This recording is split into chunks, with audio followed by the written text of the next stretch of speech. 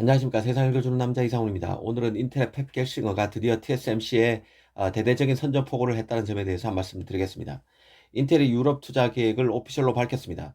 그야말로 루비콘 강을 건넜다는 표현이 떠오를 만큼 대대적인 투자 계획입니다. 전공정, 후공정 가리지 않고 최첨단 노드 공장을 유럽에 짓기로 했는데요.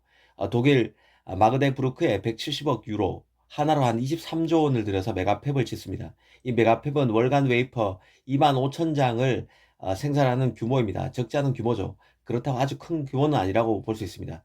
또 프랑스에는 R&D 센터를, 이탈리아에는 후공정 시설을, 기존에 팹이 있던 아일랜드에도 그 120억 유로를 들여서 첨단 팹을 증설하기로 했습니다. 이 한마디로 아시아, 더 정확히는 TSMC, 삼성전자가 버티고 있는 동아시아에 맞서서 이 자체 공급망을 서구에 구축하기 위한 시동을 건 것입니다.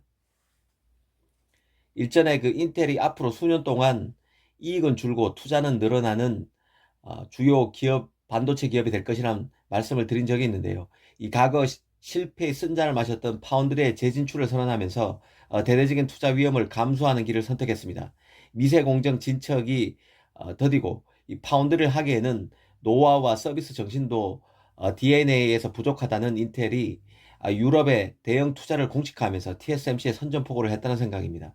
지금 인텔은 자신의 첨단 차세대 CPU와 독립형 GPU를 TSMC에 맡겨서 제작할 만큼 TSMC에 의존하고 있고 TSMC와 파트너십을 강화하는 상황이지만 한편으로는 TSMC를 제치기 위한 궤도도 순차적으로 밟아 나가고 있습니다.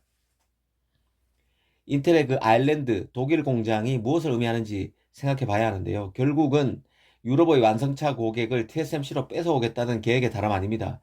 인텔은 유럽의 그 430억 유로 보조금을 노리고 유럽에 배팅하고 있다고 봐야 합니다. 이 반도체에서 아시아 의존을 줄이겠다는 거창한 면문도 있습니다. 갤시그는 2030년까지 유럽 내에서 만드는 그 칩 생산 비중이 현재는 전체의 9% 수준이지만 20%까지 커질 것이라고도 했습니다. 인텔 입장에서는 이번 유럽 투자가 명분과 실리를 다 손에 넣는 방법으로 봤을 것입니다. 그간 제조에 등한했던 현재의 미국의 이 반도체 공정 엔지니어가 태부적인 것처럼 유럽도 마찬가지일 것입니다. 결국 인재 확보 싸움, 더 나아가 팹리스 확보 경쟁이 앞으로 치열해질 것입니다. 그간 그 갤시가는 미중 갈등을 거론하면서 TSMC에 지나치게 의존해서는 안 된다고 수차례 경고해 왔었는데요.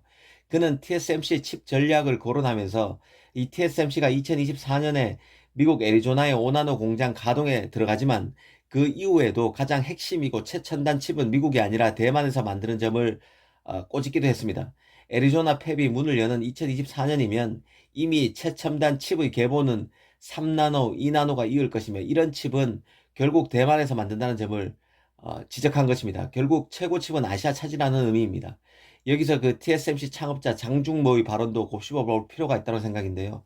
이 장중모는 미국의 반도체 자국 생산을 적극 추진하고 있지만 쉽지 않을 것이라고 했습니다. 이는 유럽에도 고스란히 적용되는 얘기입니다. 생산 비용이 너무 커진 탓에 이 보조금을 투입해서 미국이나 유럽에서 생산을 늘리고 있지만 가격 경쟁력을 확보할 수 없다는 이유를 장중모는 들었습니다. 그럼에도 겔싱어가 유럽의 대규모 팹을 벌리는 도박을 할 수 있는 것은 이 반도체가 국가 전략 자산이 됐고 또 미래에 크게 시장이 늘어날 것임을 확신하고 있기 때문입니다. 칩이 국가 전략 자산이 됐다는 얘기는 시장 논리로만 접근하지 않는다는 뜻을 내포하고 있습니다. 인텔로서는 애국심에 호소하는 마케팅, 지정학적 리스크에 호소하는 마케팅을 구사할 수 있고 약효도 발휘할 수 있을 것이라고 판단했을 것입니다. 이 사실 인텔로서는 당장 이점 말고는 뚜렷한 인텔만의 장점도 없는 상황입니다. 하지만 인텔이 초미세 공정에서 진척이 있고 기술 수준을 대거 끌어올릴 수만 있다면 유럽의 팹리스들도 생각이 달라질 가능성은 충분합니다. 리스크 분산 차원에서라도 TSMC에 전량 칩을 맡기지 않고 인텔을 테스트해가면서 파운드리 이원화 전략으로 나갈 수 있습니다. 이 당장 자동차 칩 부족이 심각했던 지난해만 해도 유럽의 각국 정부는 TSMC에 대대적인 압박을 가해왔습니다. 그 결과 TSMC는 8인치 팹에서 라인 조정을 단행했고 일종의 핫라인으로 칩을 2주 만에 고속으로 찍어낼 수 있는 핫런을 운용하기도 했습니다. 이제 인텔은 유럽의 첨단 칩을 지음으로써 전기차 자율주행차 시대의 포석을 마련했다는 생각입니다. 인텔의 행보를 주목할 필요가 있어 보입니다. 감사합니다.